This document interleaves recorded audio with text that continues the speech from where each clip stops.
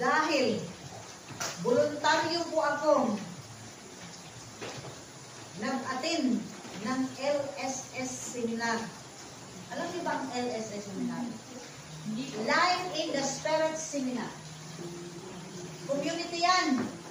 At doon, hindi ko po lahat natutunan ang mga katuruan simbahan Katoliko, pero at least mayroon akong nalaman. Meron akong nalaman.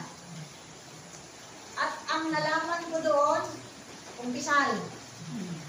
Kaya ito yung isang na-encounter ko within the LSS kasi hindi, lalo-lalo na kami mga protestante na naging Katoliko, hindi pala pwedeng magtanggap ng Holy Eucharist. Kung hindi ka dumaan sa baptism, dapat i-baptisin ka muna.